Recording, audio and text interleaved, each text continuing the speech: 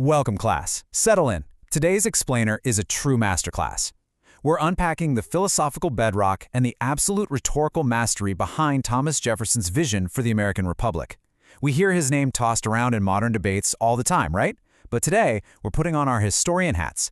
We're going straight to the primary sources to see exactly how his mind worked and how he literally used language to birth a nation. Here's the syllabus for today's explainer. First, a welcome to the lecture, then philosophy and natural rights, the power of books, rhetoric in the Declaration, the omitted slavery clause, and finally, the enduring republic. Section 1. Welcome to the lecture, Establishing the Statesman. Okay, before Jefferson was a philosopher on paper, he was a statesman actually standing in the arena. Just run through this leadership timeline in your head. Governor of Virginia during the chaotic revolution, U.S. Minister to France, our very first Secretary of State, second Vice President, and ultimately a two-term president. That is not just a resume. That's a sustained trajectory that made him an absolute peer to Washington and Adams. His political theories? They weren't just abstract ideas. They were constantly being stress-tested by the harsh realities of actual governance. Section 2. Philosophy and Natural Rights, the Intellectual Bedrock. So, to really get Jefferson, we have to understand the philosophical software he was running. He explicitly called himself an Epicurean. He was heavily influenced by primary texts from thinkers like Epictetus and Pierre Gassendi. What does that actually mean for his politics? Well, he believed rightful liberty was about unobstructed action, but, and this is a huge but, strictly within the limits of the equal rights of others. It wasn't about a chaotic free-for-all. It was all about reason and natural limits. Society shouldn't crush individual liberty, but you also have a duty not to step on your neighbor's toes. Add to that, he was deeply steeped in the Whig tradition. This is a worldview that essentially sees society as an oppressed majority constantly pushing back against a tyrannical, unresponsive elite, or court party. Because he viewed history through this specific lens, he actually justified small outbreaks of rebellion. He saw them as a necessary, practical tool, kind of like a pressure valve, to correct monarchical overreach and remind those in power of the popular will. This mindset perfectly illustrates his approach to religion, too. He controversially rejected the fundamental doctrines of conventional Christianity, things like the Trinity, original sin, and miracles. Instead, he favored what he called an apiarian system. Think of an apiary. Like bees extracting the very best nectar from different flowers, Jefferson believed Americans should use pure reason to extract the most rational moral traditions from every denomination, prioritizing a pure system of morality over supernatural revelation. Section 3. The Power of Books, Fueling the Mind. Now, you absolutely cannot understand this man without understanding his library. 6,487. Just let that staggering number sink in for a second. That is the exact number of volumes Jefferson sold to Congress back in 1815, right after the British burned the original Capitol Library. He famously declared, "I cannot live without books," and this immense collection proved it. Congress shelled out $23,950 for this collection, effectively doubling the size of the library that was lost. Jefferson had amassed the largest personal collection in the entire United States. He literally wrote to Congress saying, "There is in fact no subject to which a member of Congress may not have occasion to refer." He truly believed a republic survives only if its leaders have totally unhindered access to the broadest sweep of human knowledge. The whole shebang, from ancient history to modern science. Section 4. Rhetoric in the Declaration. A close reading.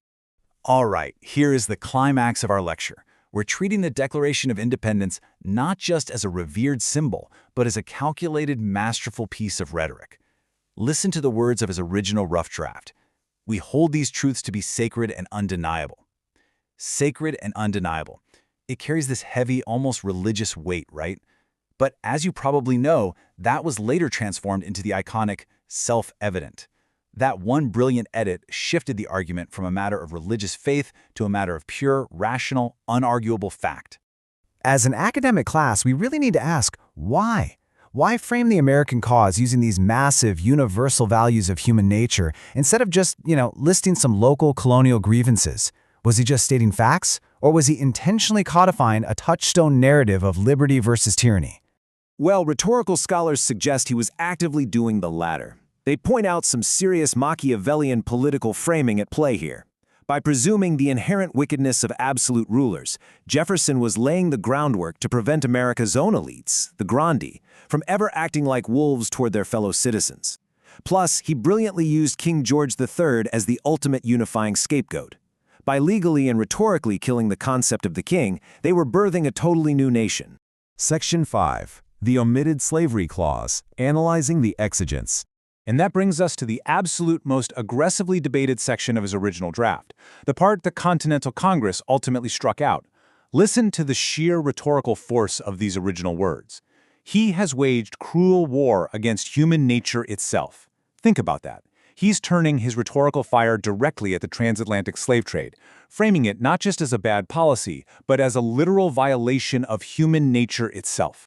Violating its most sacred rights of life and liberty in the persons of a distant people who never offended him. This is just a stunning rhetorical move. He is explicitly taking the exact same rights the colonists are demanding for themselves, life and liberty, and extending them to enslaved peoples in an entirely different hemisphere. As historians, we have to neutrally observe the strategy at play here. The colonists were seeking to restore a familiar social order they felt the king had stolen. But this passage addressing the enslaved? That represented an unprecedented opportunity to expunge deeply entrenched systems of slavery entirely. Scholars argue his strategy was to use the king as a total scapegoat, blaming him for the entire slave trade to create a clean rhetorical separation for the new nation from the institution of slavery. Section 6. The Enduring Republic. Jefferson's Legacy. Now, ultimately, the political constraints of the Continental Congress were just too much for that specific anti-slavery clause, and it was cut. But Jefferson's foundational ideals forged the path forward. He remained incredibly upbeat about the country's trajectory. Even as he left the presidency years later, he saw the expanding republic as an ongoing living experiment. He beautifully described America as an empire of liberty and the sole depository of the sacred fire of freedom and self-government. So class, I'll leave you with this final exam question to ponder as we wrap up. How do Jefferson's Machiavellian rhetorical strategies and his deep reliance on natural rights continue to shape the debates of our modern American republic? We use his playbook, words like liberty, tyranny, and self-evident truths so often today we barely even notice it. Class dismissed, but definitely keep exploring these incredible texts. See you next time.